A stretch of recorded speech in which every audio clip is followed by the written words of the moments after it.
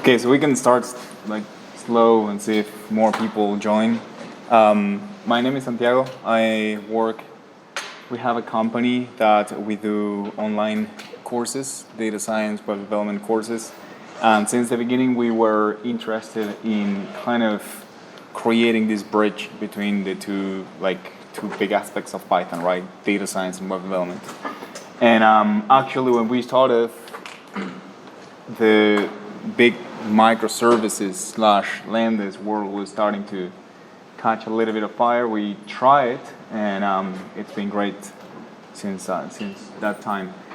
And tonight, like during these these final year, I would say, what if I can increase the size? Yes. Wait.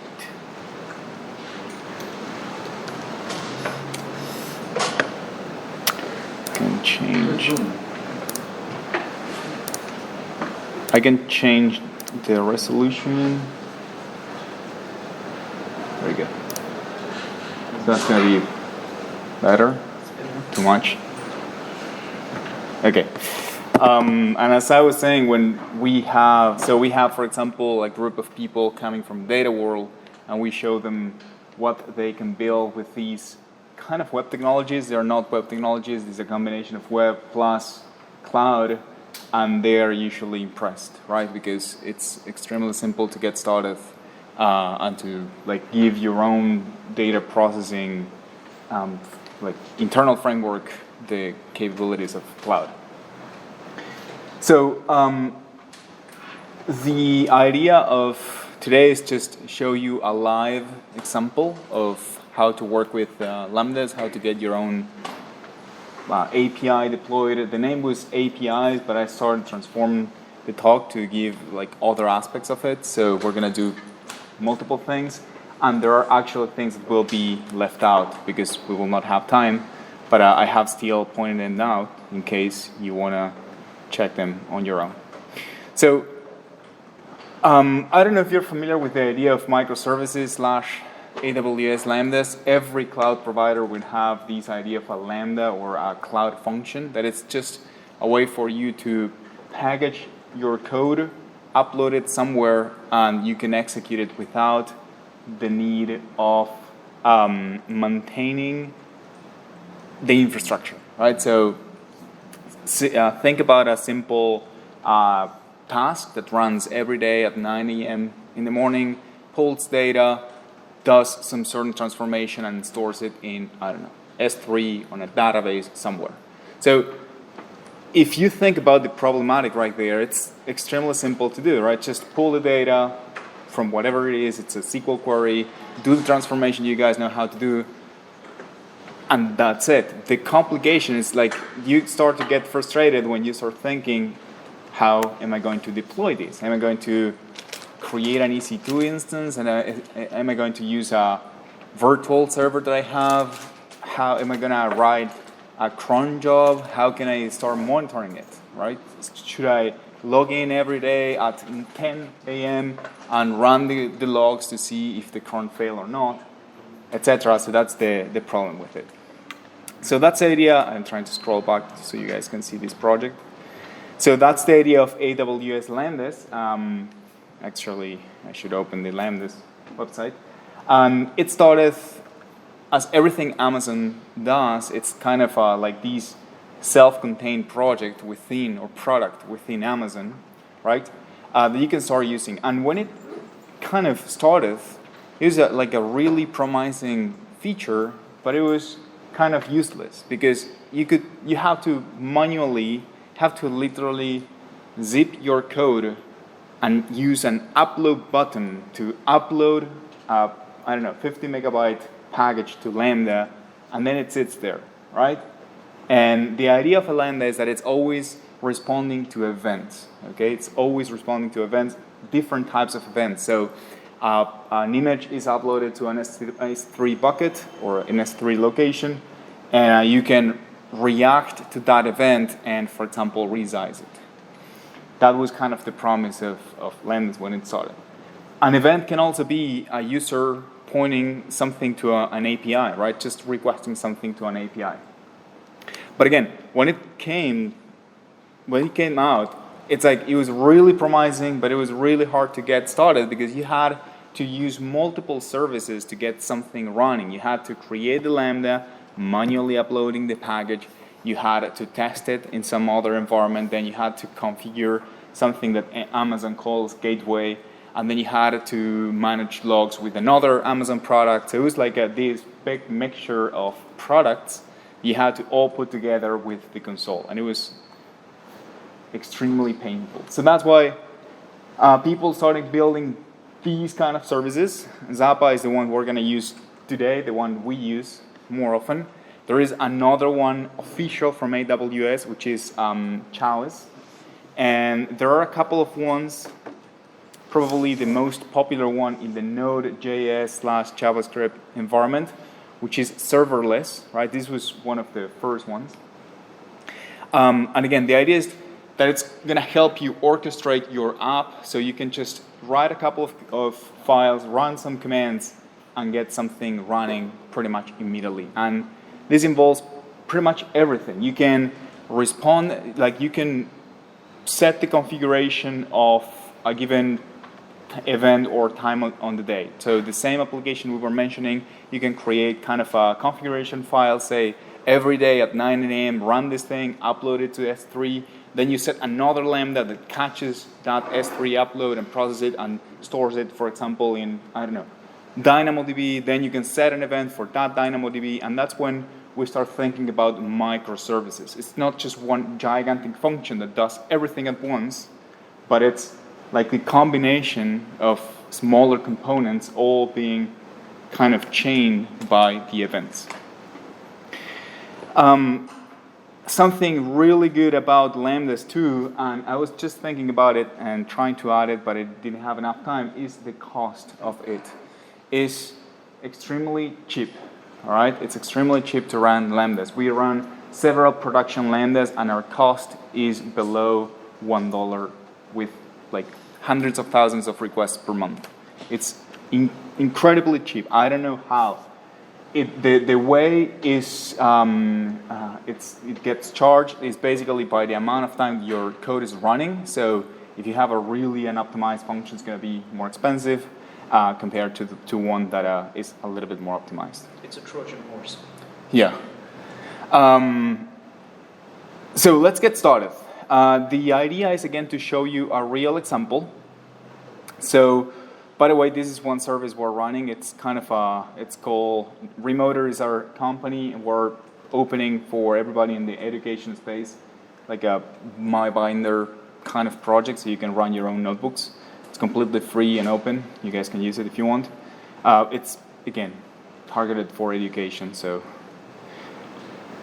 And what we're going to be doing is we want to write a simple website that we will be transforming into an API, and then we're going to do some scheduling, as I told you, with that to process data about different cryptocurrencies. So we're going to use a service which is CryptoWatch. I don't know if you've ever used it.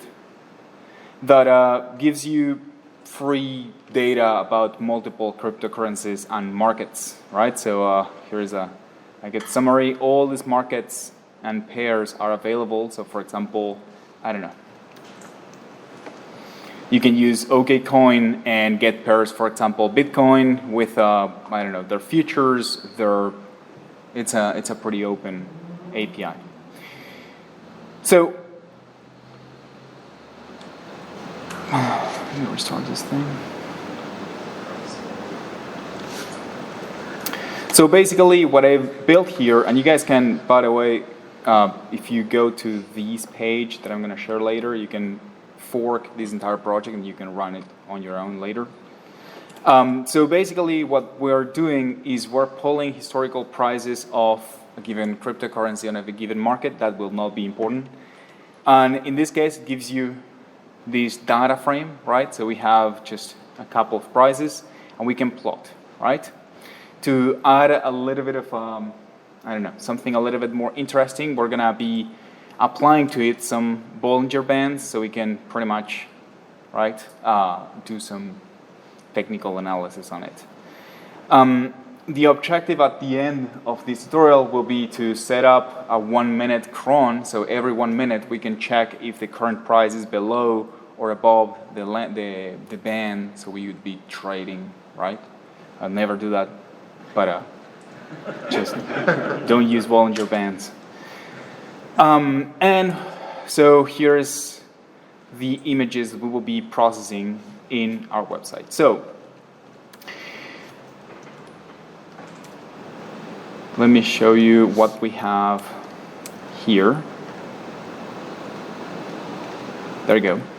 We'll be writing a simple Flask application to pretty much start with it. The first objective will be to transfer the code that we have right here, right? Right here. Right here. That pulls the data from from CryptoWatch, the prices, and plots the Bollinger Bands. And we want to target 3 different cryptocurrencies: Bitcoin, Litecoin, and Ether, and that will be it. I don't know if you know how Flask works, but it's a micro framework. It's relatively simple to use compared to other Python frameworks, and this whole thing is served by only this simple app. We are rendering the index.html template, which has the placeholders for our charts. So let's get started. Just gonna go ahead and copy the code. That's it.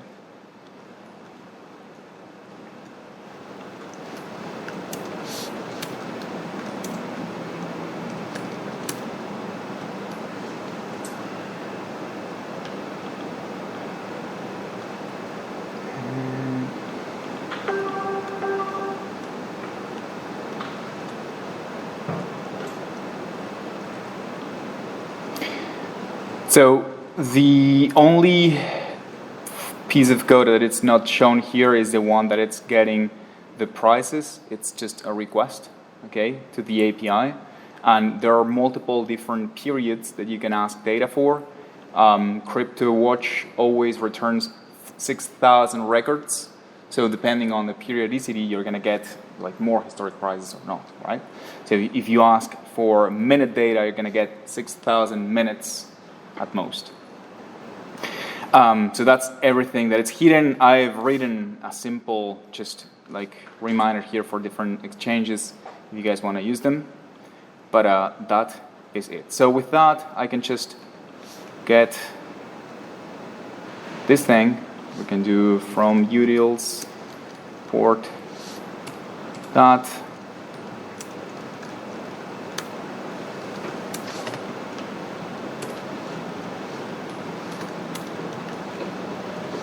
Can do this, and now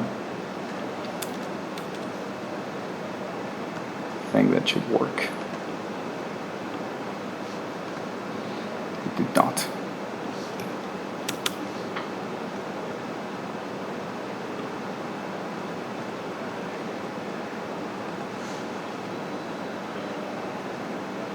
Because I'm not exporting it as a base64, so once I get my prices, I want to,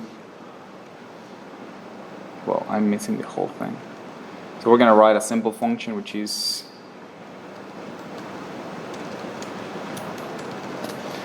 let's build a plot for a symbol, an exchange,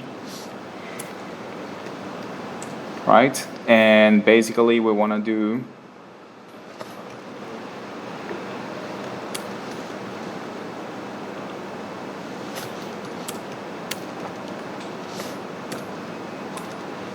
that.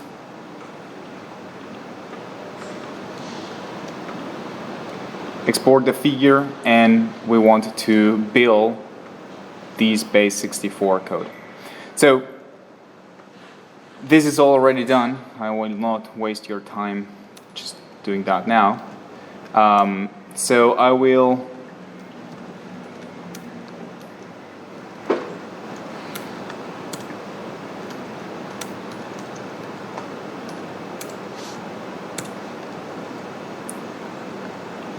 check out that code. We're gonna run it again. So again, The first step is completely unrelated to anything like Zappa or Lambdas or anything. It's just getting what we want to do with our website. Zappa will give you by default this simplicity required to get started with Flask. So the first step, once you have your data, your project working, is going to be doing the command Zappa init. By doing Zappa init, it's going to start asking a few questions, right? And once you do it, it's going to generate these settings file. Actually, I can just go ahead and do it.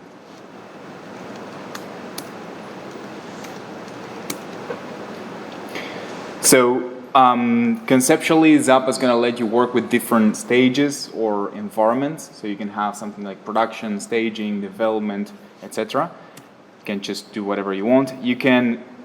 So what is going to happen is this is kind of the whole orchestration of AWS services that is happening behind the scenes. But it's going to be using S3 bucket. All right. So that's why it's asking about it. It has detected that our app right here is a Flask app, so it's asking us for the entry point. In this application, it's the app module, and the app name is app. This is related to the way WSGI apps work.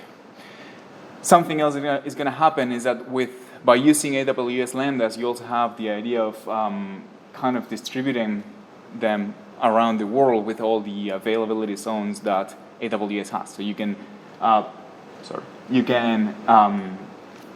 have a Lambda that it's deployed in multiple zones, right? And of course, you decrease latency. Once you're done, this is all we have to do. Zappa is going to generate this configuration file for us. So there you go. It's the new one done. So, of course, we have also the process of pretty much installing all the libraries. So at some point I did pip install, and I installed Bokeh, Pandas, Flask, all the libraries that I need, plus Zappa. You need to install Zappa because it's going to have a bunch of commands that they are going to help you work with it. So that is it. We have our website working. I have just initialized the app. The next step is to deploy it, and it's literally Zappa deploy. We can use the stage, or you can just leave it blank because it's the only one. What it's going to do is it's going to create. This might fail because I have a bunch of.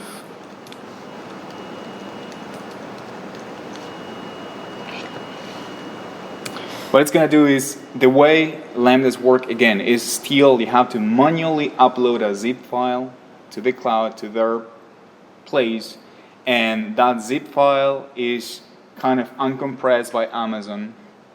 It has a limit on the size. It cannot exceed the 250 megabytes, which is still pretty small, especially for the data science world.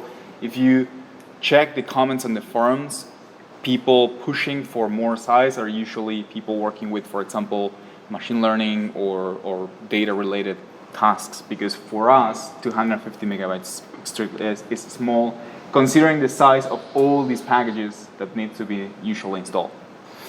So what it's doing again, it's creating a zip file. Zappa is smart enough to also understand the packages you have installed. I have Pandas, for example, installed, but it's also kind of creating a parallel of the Linux binary that it's going to be uploaded. So it's not pushing my package. It has, in this case, they are locally cached. If you run this thing for the first time, it's going to download them. But it has all these packages that are equivalent or are packages that work with the platform of Lambdas, which is a special kind of containerized application. There is in my notes here, you guys can access again. There is Docker, Lambda. There is this project that has environments that are pretty similar to a real Lambda. So testing Lambdas locally is always complicated. So you can, using Docker, you can kind of mimic this environment for later. Just lets you build like your own Lambda environment inside. So again, these packages that it's using, they're optimized for that. So what it's doing is just pushing. First, it pushes the zip file to the Lambda service and starts like building these whole thing of connecting API gateway, setting up logs, setting up CloudWatch for the events, etc. Once, if your package is too large, like what will happen to me here because I have a bunch of libraries installed in this virtual environment, what you can do is set a slim handler, which I've done right here. I had this planned for later, to be honest. But the idea is that what Zappa is going to do is it's going to upload these new zip to S3, and the Lambda itself is going to be really, really small. But when it starts running, it's going to download the package, it's going to unzip it, it's going to start running it in memory. These might sound like a bad idea, but in reality it isn't, because these Lambdas are usually kept warm. There is like a CloudWatch event pinging your Lambda every 4 minutes to keep it warm. So it failed because of some reason, doesn't matter. I have a couple of commands to run. The first one is Zappa status. It's going to give you again a status of your application where it's deployed. So right here,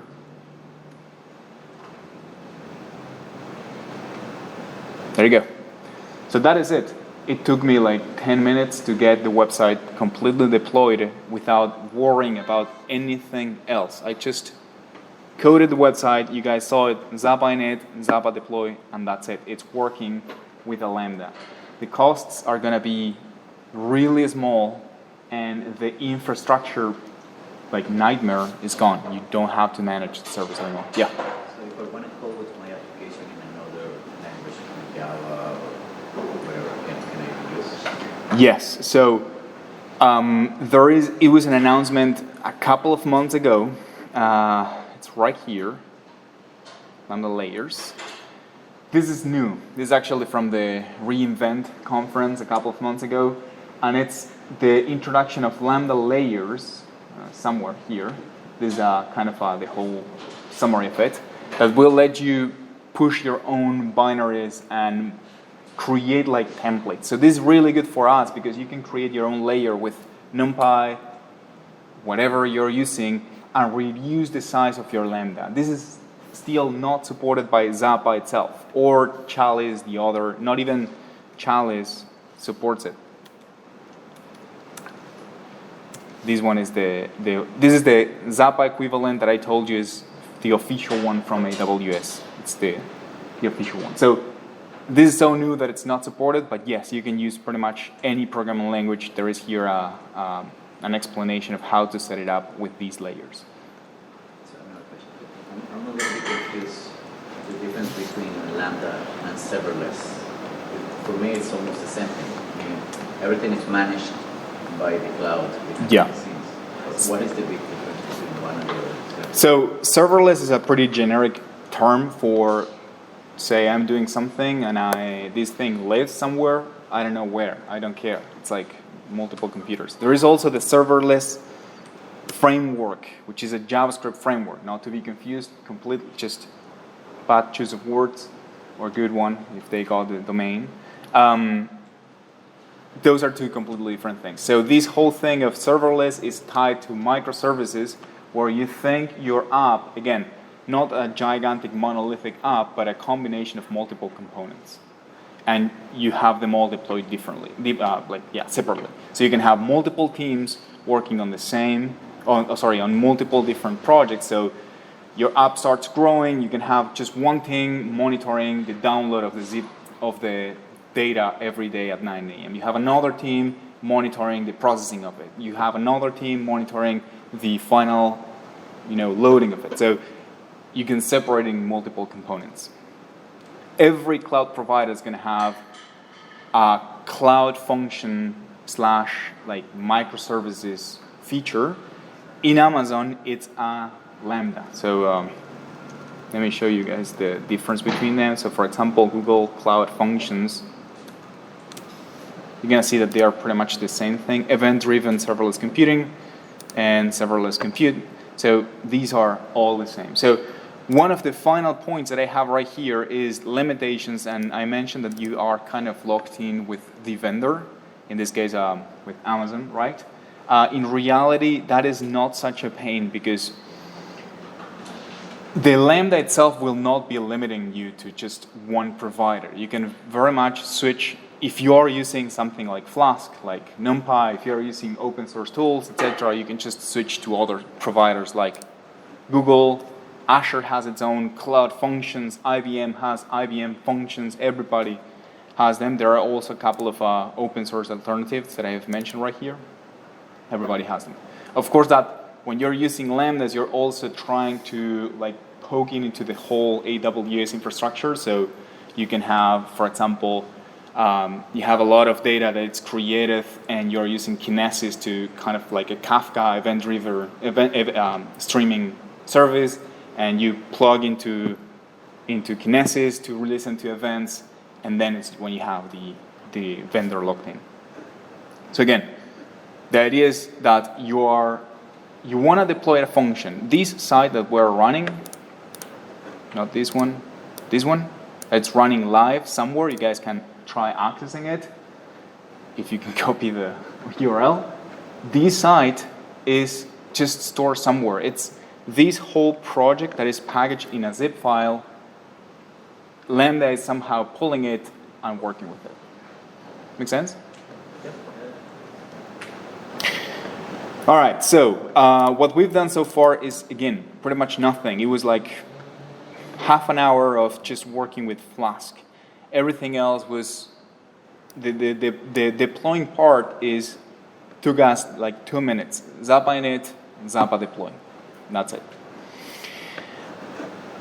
So you can, from now, that's why I call this thing APIs. The objective at the beginning when I proposed Doug was to show you how to build an API, and then I started thinking like it's not so visual, so it's better to add like better things. The second step will be we can actually turn this thing into kind of an API, just using Flask, or if you want, you can use something like Django REST framework, for example, or pretty much any other framework. So what I'm going to do now is plug a completely different library. It's just going to be Bokeh to do pretty much the same, right? So I have the same code, and I want to build the same chart but using Bokeh, right? And the way Bokeh works in the front end is by generating, so you can, using Python, you can generate the data of the plot, and then you can use Bokeh JavaScript side to put these two together, right? So you're sending the data and the JavaScript library, right? This is right here. This is, of course, dynamic, right? That's the idea of Bokeh. It's gonna pull that data. So let me.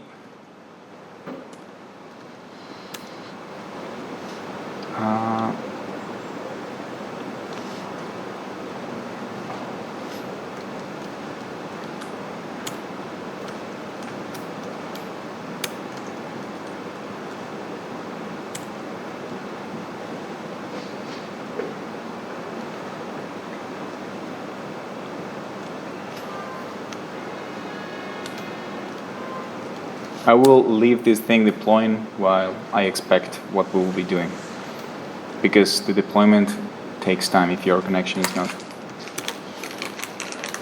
ideal. So, sorry, one important thing is that I generated the Zappa thing before, again, so the idea is that you are deploying only once, and every time that you want to update your app, you run the Zappa update command, and it generates versions automatically. That's also really neat. So you can always roll back, right? You can, when you're creating new versions, you're not removing the previous one, you're updating and creating one above that one. So you can always roll back. This works similar to, for example, Heroku or other platform as service providers.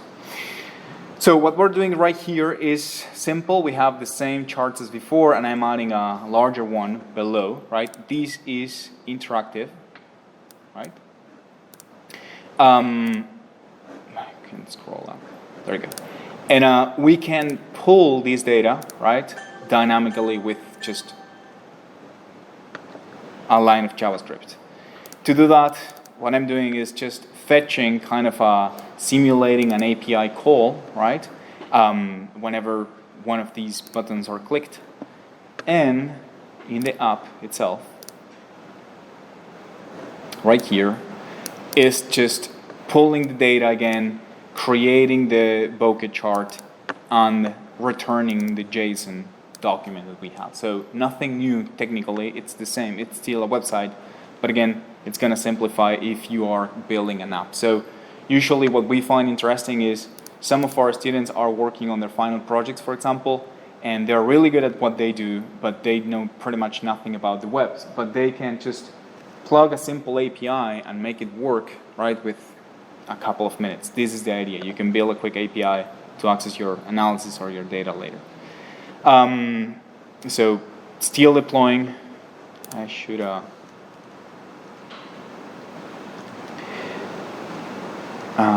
show you a few commands. So the first one is the one to check for logs. So everything in your Zappa app is going to be logged, which is really neat, especially once you have things like, for example, those like schedule events that happen every time at a given moment. You can just do a tail, right, and check the logs on CloudWatch, right? And it's not you have to like write to a file and SSH into the server and check the file, etc. It just works there. So here, for example, we have the app. I'm going to check the status of it again.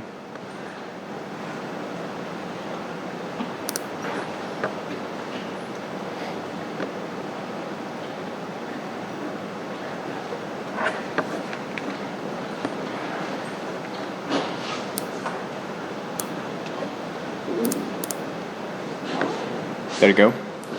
So it's still working. Again, we haven't seen anything new so far. It's just about deploying the same app that we had. When you make a change, remember just Zappa update in order to update the app. Any questions so far? Make sense?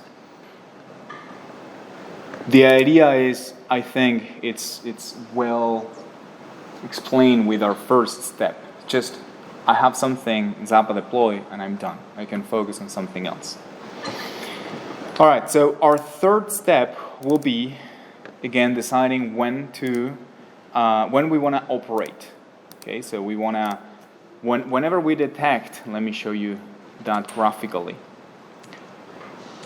So this is real data, by the way. So right here we have our price, right here, which is this red cross, and it's kind of above the lower Bollinger Band. The idea is that whenever we detect that this price is below the Bollinger Band, we're going to buy. Whenever we detect that the price is above the Bollinger Band, we're going to sell. Right? That's the really simple strategy that we have. So given our whole data frame of prices, the same one, right? This one I built into the data frame, the mean, the standard deviation, and computed the upper and lower bands. What we want to do is decide, again, what to do. Just a simple if statement.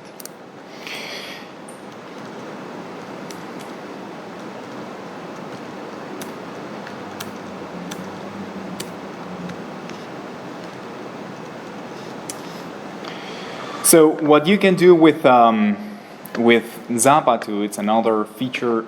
Everything is going to be always a feature of AWS, but Zappa is making it easier to access it. Another feature, this one we want to see now, is the remote invocation feature. So you can, let me point you to the right place. So you can, no, not this one.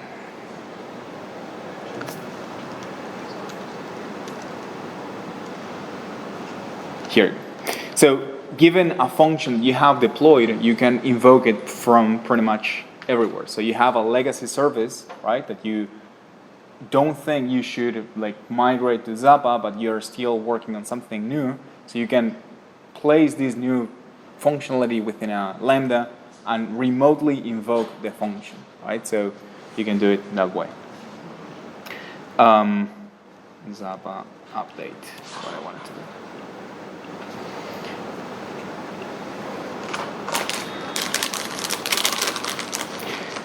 What we will be doing here is, so something important is, so far the only way to invoke a function is by providing module/package, like the full qualified name of the location of the function, plus the function, and Zappa is taking care of invoking it. So there are no arguments to pass right now to these functions, although there is an open issue, so it shouldn't take long to be implemented.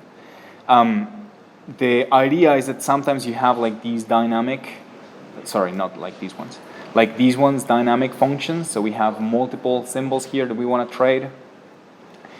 You can build, there are a couple of tricks where you can build like your own module and override get attribute and get it automatically working. So right now, what we will be doing is evoking something like this, but within the Lambda, right? And what it's going to do is it's going to pull the whole, it's going to build a data frame with the upper band, lower band, and all that. It's going to analyze the last price. It's also from the CryptoWatch API, and then deciding what to do in that moment. So 1 second. So my package is already 91 megabytes. It's huge.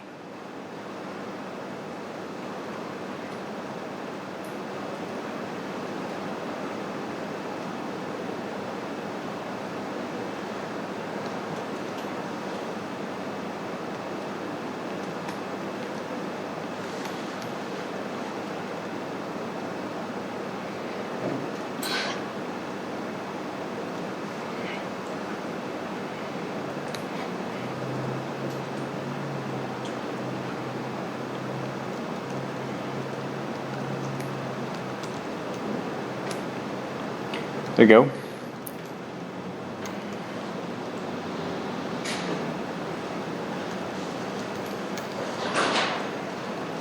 So we are going to invoke up dot, for example, trade ether.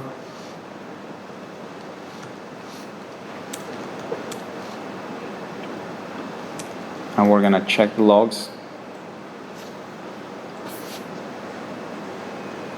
There you go. So last price, upper band, lower band, and the result of the Lambda function. Okay, so the result of these functions is going to be, right, the result of the Lambda, which can be executed by other Lambda functions. That's why it's returning the result. Of course, these objects need to always be easy or simple to serialize, but that is just a detail. Everything that you print on your Lambda functions will be part of the logs, so this is extremely useful. Okay, you can also set environment variables, so you can, right here, you can change environment variables. I don't know if you've ever worked with Heroku. This is similar. You can also change these environment variables within the, like the front end of AWS, or you can set them on S3. So you can, for example, have a privileged bucket, right, with people like only and the manager has access to that bucket, and he or she can modify passwords there, and you can read them from here. So, yeah, just for security. Makes sense so far? The only thing we've done now is I've shown you the remote invocation. You can just run code you have in a Lambda.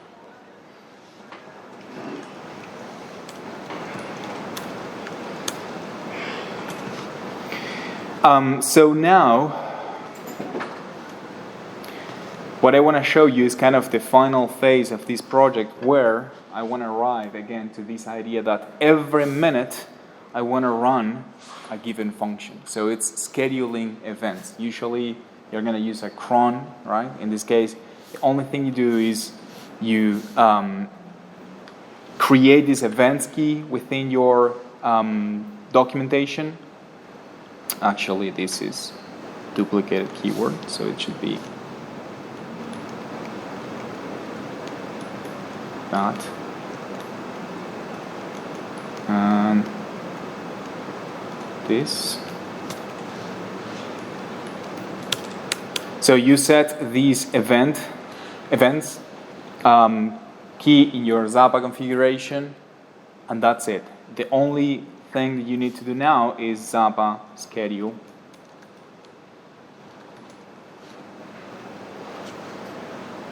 Are those tests pre-created already, or he creates it?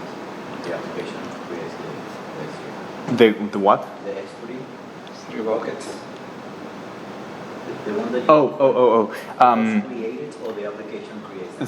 So this is where the app will actually live, where the code is going to be pushed, and it's done by Zappa automatically. So again, It's created by Zappa? Or? yes.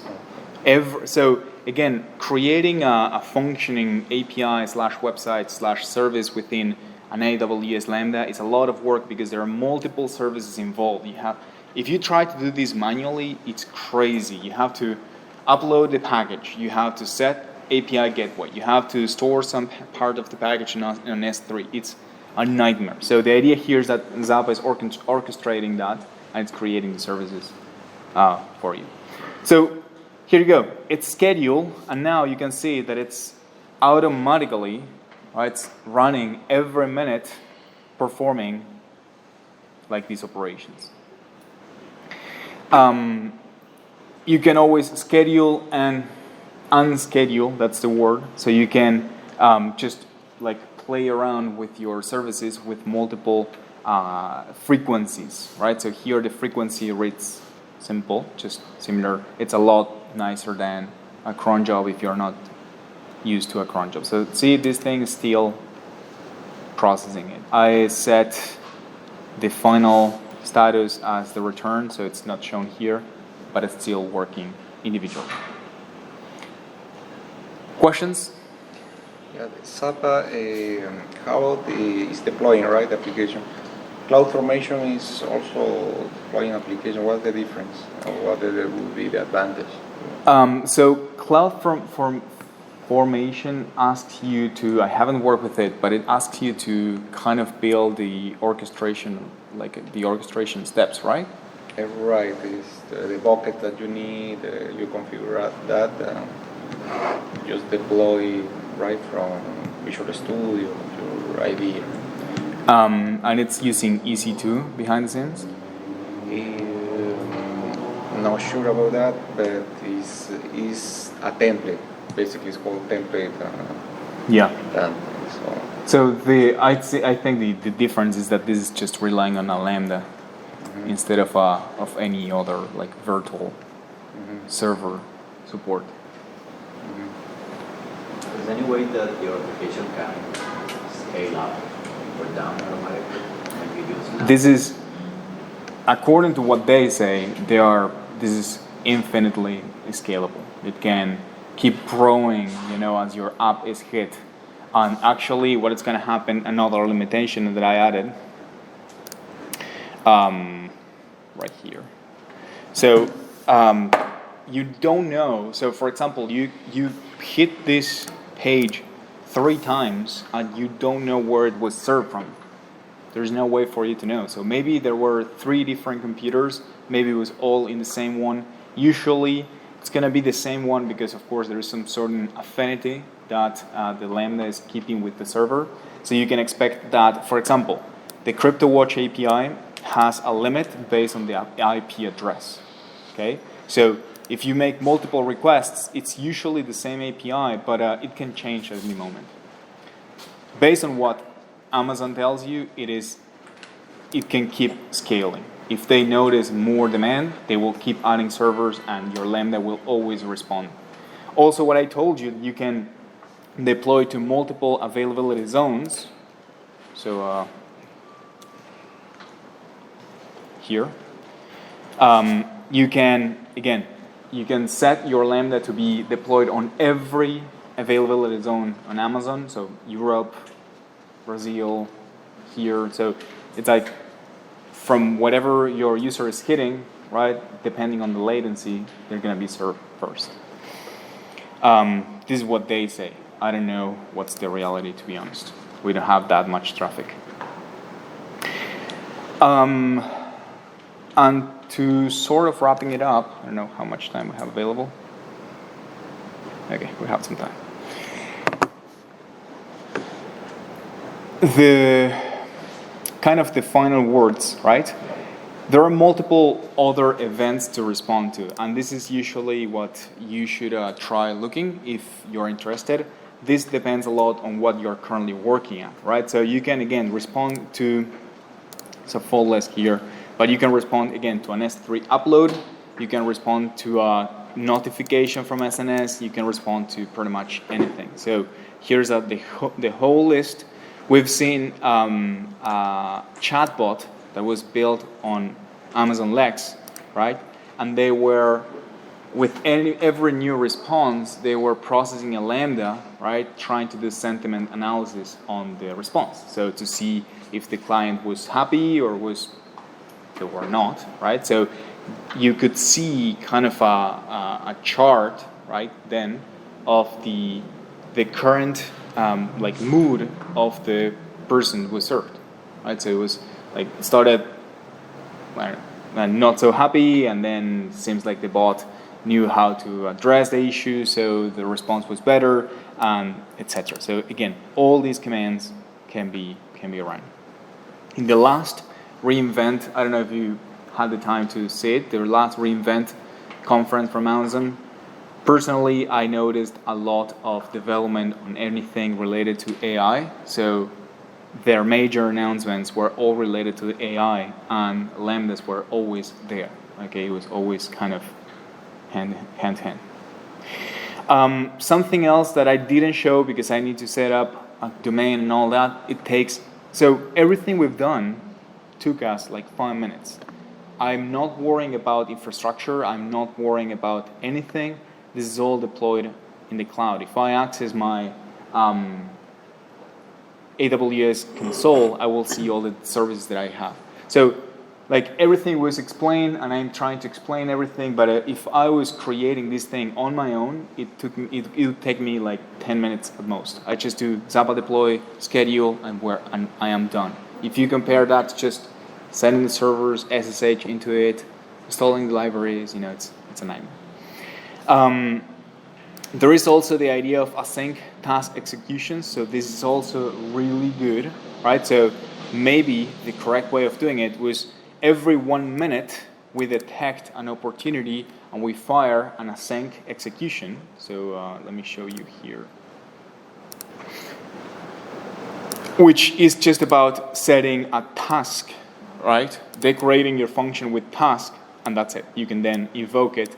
It returns immediately, but it's executed on the background.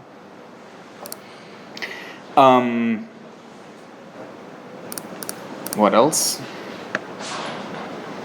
Oh, and the layers, which again, they are not supported by Zappa or Challenge again. I assume that the support is gonna be soon.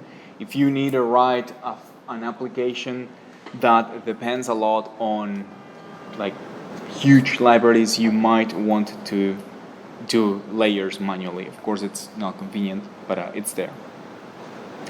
And again, the limitation, I was just mentioning that you are never sure what computer is going to serve your Lambda, or if it was already in memory or not. So that means that, for example, database connection pools cannot be used, right? Because maybe your app is started at that moment.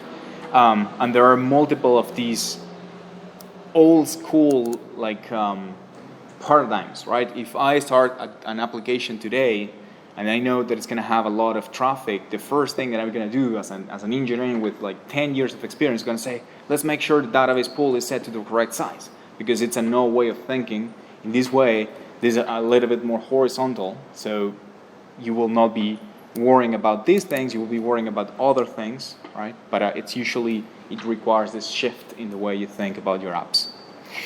And then the problem becomes when you have to organize multiple Lambdas, because you have either multiple GitHub repositories or you have multiple of these stages, right? This is dev, production, and staging, or it can be the one trading, the front end one, so it can be like multiple stages. So if you are managing multiple microservices, it gets not so easy to manage. And again, both the package size and the share libraries, this is resolved by the layers. As I told you, pretty much every other cloud provider is going to have a Lambda alternative, so you can always just switch if you need it. Questions?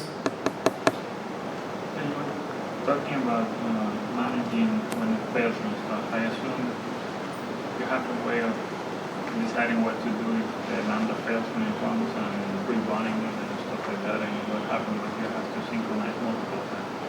Yes, exactly. So that's a good question. It's all managed. So all the let me see if I CloudWatch.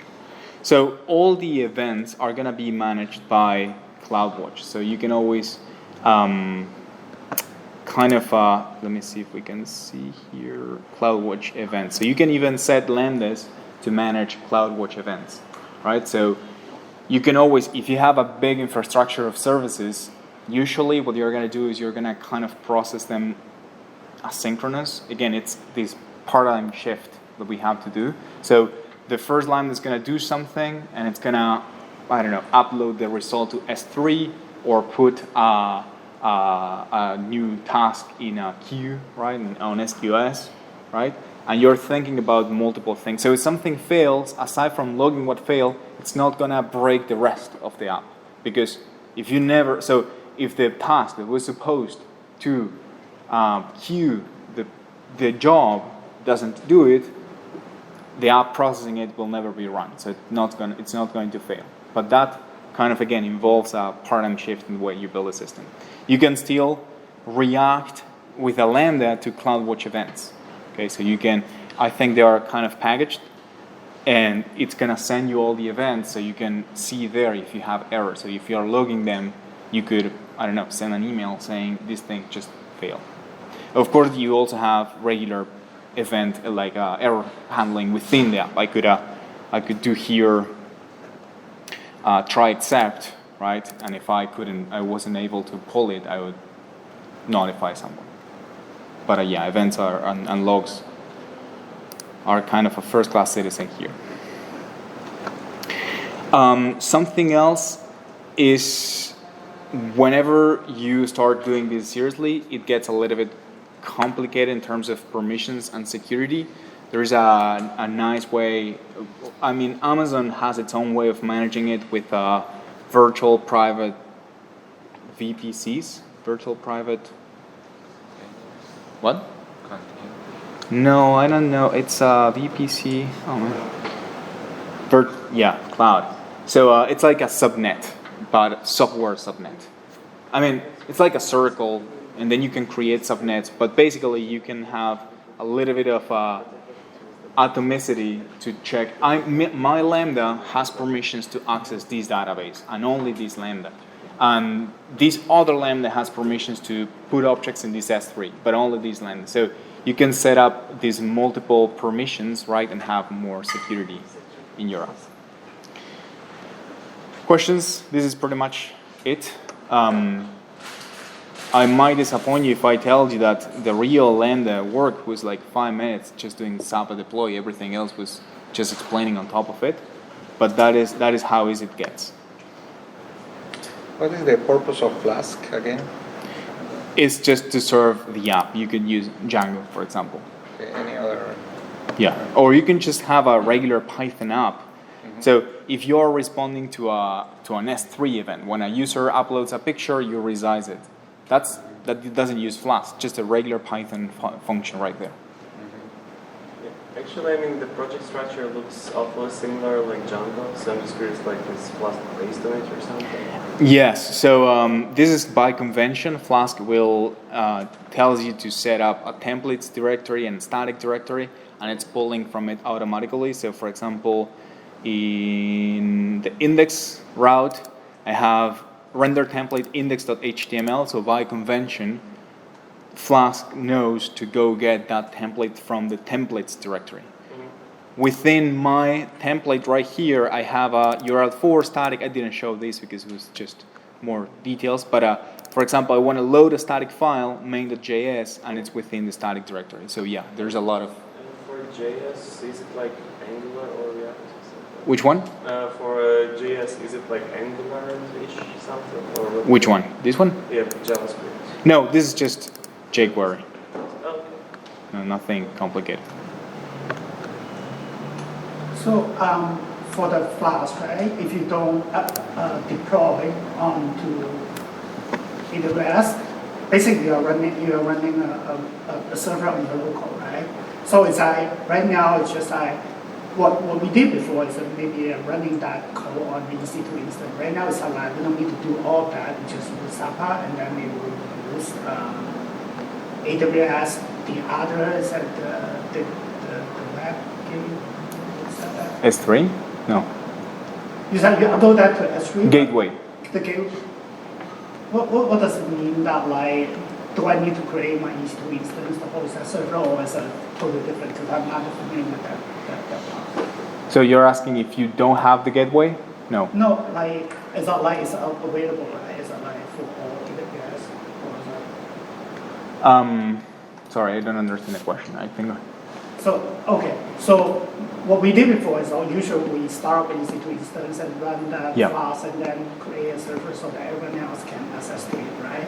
But with this startup, what's the difference between that one and this, our traditional one into this new one? That's where I get a little bit lost. Yeah, so the main difference is, so with a regular server, you have to like set up the server, install the apps, install a web server, right? So you have to install a WSGI server, Nginx with USGI or UWSGI or Unicorn or anything like that.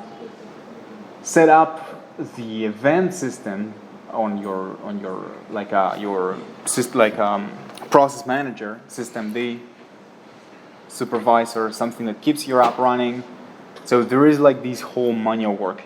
What is happening here is that Zappa is creating an API gateway which knows that whenever someone hits this URL right here, what it's going to do is it's going to send an event to a Lambda. It's going to respond with whatever that was. So AWS Gateway is also something you can use for legacy systems to kind of set an API on top of a legacy system. It can be done too. But you said like cheaper because we don't need to run the web server? Yeah, exactly. It's only when someone hit that like the AWS Lambda will run that. Yeah, exactly. This example that I've shown is like leaning too much on the website. You can have a Lambda that doesn't have an endpoint.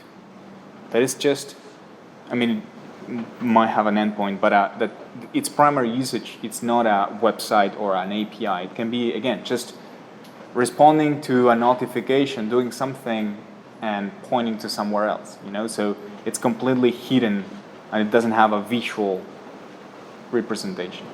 So where do we find your code so I can test out when I get home? So everything is right here.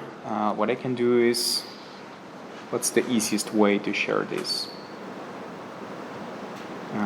If you can share that link on the your like kind of your GitHub page for that this Zappa kind of PyData Miami.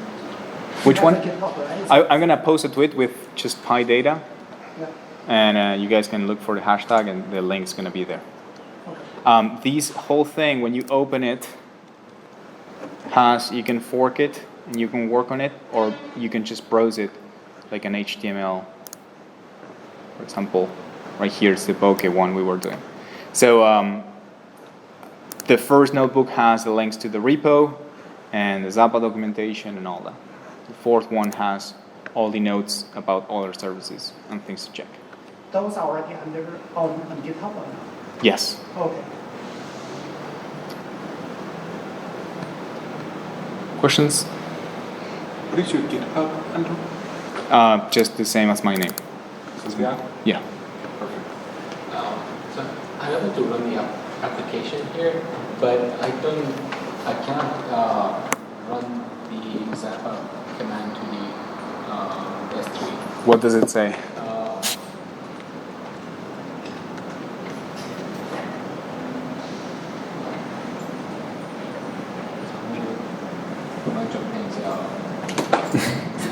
So there is a really important step here, and something that I didn't mention, which is we can, I created a new account for this tutorial, so it makes our true service. No. Yeah.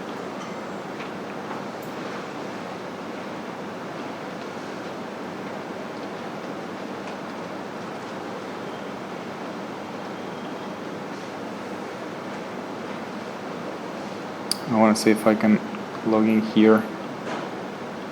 Oh, I can.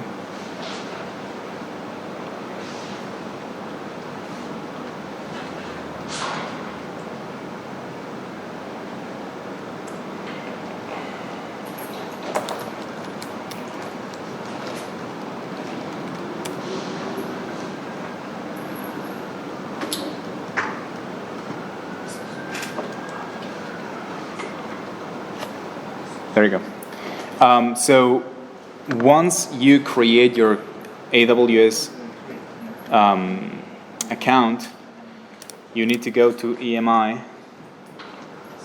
No, EAM. EMI is the AC2 one. And you will have access here to your tokens, credentials, identity providers. Where is it? Security credentials. And you will have to generate these access keys. You can create multiple ones. Actually, Amazon is going to ask you to delete the root access and create individual users with less permissions. That is, of course, recommended if you're doing something in production. And then it's going to give you an access key and a secret key. And then you have to put those within your home directory .aws/credentials. When you create the key, it's actually going to tell you if you want to download the file. So you can just download that one and place it right there. If something fails, you always do Zappa tail and Zappa status to check the status of the applications, just status if it's deployed or not, what is scheduled. It's going to give you all the schedule ones, the error rate. This all looks, let me just swear here, we can check. So I just install it and then Zappa init and then Zappa deploy dev, or just? You can just do deploy. If you have only one stage, you can. And you think, I think you need AWS client as well, right? The what? AWS client. Has to be installed. I think it's using Boto. So if you do pip install Zappa and it's correctly installed, I'm not sure, but I think it's using Boto. So this is the Lambda from the AWS view, right, we're using. Here you can see the like invocations, how much time it usually takes. This is going to be directly related to the cost of it, errors, etc. So it's all there. So within here, maybe we can do gateway.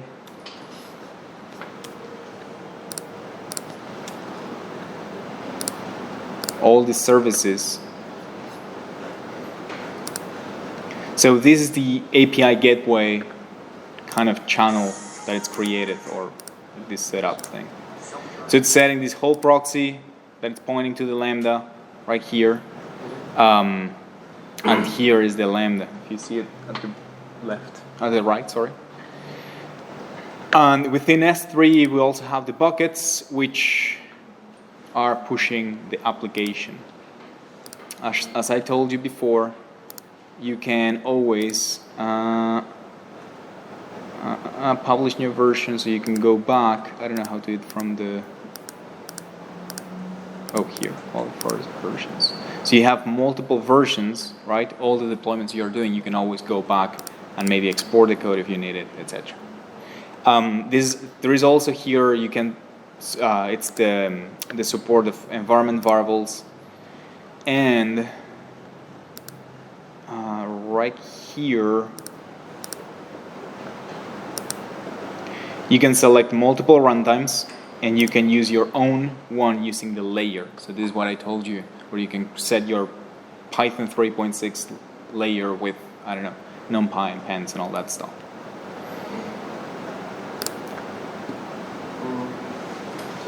Yeah. But I'm just curious, like, so can you please summarize a bit the system architecture? Because so we have Lambdas API like to receive into our like serverless running, right? At S3 we have the buckets with the data, right? I mean, but yeah, you're kind of confused, and it's confusing because there are multiple services running.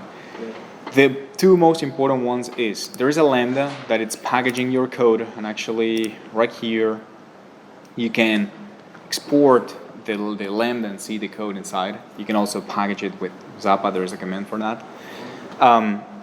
And there is also an API gateway configuration. So this is going to give you the domain, right? ACS something. Where is it? ACS something. So this gateway is the one that it's exposing something to the world in AWS with the gateway. The event, so whenever the gateway is receiving a connection, it's going to forward that, or it's going to invoke an event, right, on the Lambda. And the Lambda returns that back. Okay. The S3 is kind of lateral. You don't need it that often. In this case, as the whole application is large, it's being stored on S3. We can also see here another services.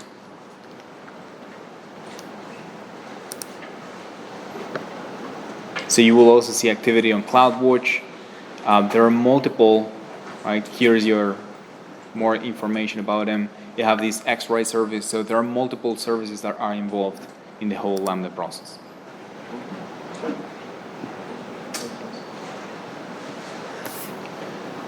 So that is it, guys. I'm gonna post the link so you can play it on your own if you want. Just again, it's really easy to get started. Something that I forget to mention is we built as a demonstration this service, which just tries to kind of analyze colors, extract them just a simple k-means with scikit-learn. And it extracts like the dominant colors of the picture, and this is all hosted on AWS Lambda. So it was just, if you see the code, no, this one right here. It's just a regular Flask app, and you have your Zappa settings, and that is it. This is the way we set the certificate, the custom domain name, because this one has our own domain name, and a certificate. The certificate is provided by Amazon. Amazon has its own product to provide SSL certificate, so another product more you're adding to this big mixture of products. So if you want to check it out, it's also open source. Just a small thing, you basically have the Py file, so can you please push that file? If I can what? Push the file app.py. To where? To the source code. Oh, it's already there. It should be there. Well, it's not updated, you know. So Yeah. Because good point. Because there are multiple branches for each one of the steps we follow. So master is empty, and then step 4 is the one that had the schedule one. Thanks so much. You're welcome. Santiago, Zappa is like a replacement for Kubernetes. For what? For Kubernetes? No. Zappa is just orchestrating the AWS service. Just okay. Yeah. Container management is just another product by itself. Okay. So if I were to export a Lambda from Amazon to Google to Azure, I could just, I have to run Zappa requirements? Zappa doesn't work with other cloud providers, Okay. sadly. But you could export it. Again, Usually the app that it's a Lambda, it's not the platform dependent, but usually you're using other services that lock you in. So migrating a Lambda means migrating, so you're using S3, you have to migrate to the S3 equivalent on Google, etc. You have to migrate multiple services. Gotcha.